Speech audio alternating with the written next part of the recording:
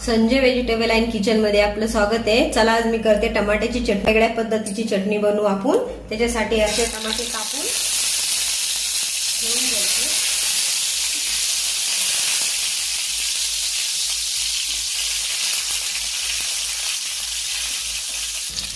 सगळे टमाटे असे ठेवून घ्यायचे। आता आपण त्याच्यात लसूण टाकून घ्यायचा।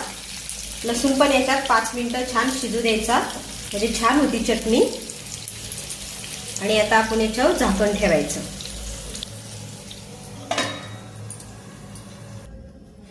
चला बघू आपण आपले टमाटर वाफले का, छान झाले। आता त्याचे सालटे काढून घ्यायचे। सालटे काढून घ्यायचे।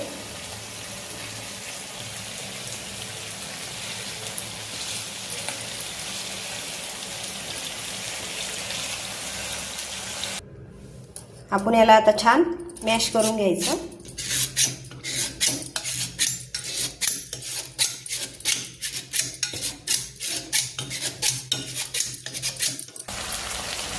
बारीक करून घेतलंय ते। आता त्याच्यात थोडं लाल तिखट, अर्धा चम्मच मीठ, एक कांदा, थोडी कोथिंबीर।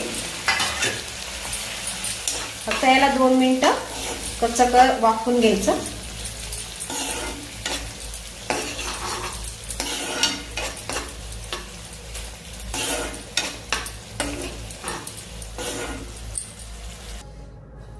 ही बघा झाली आपली टमाट्याची चटणी डाळ भाताबरोबर, छान लागती। एकदा करून बघा।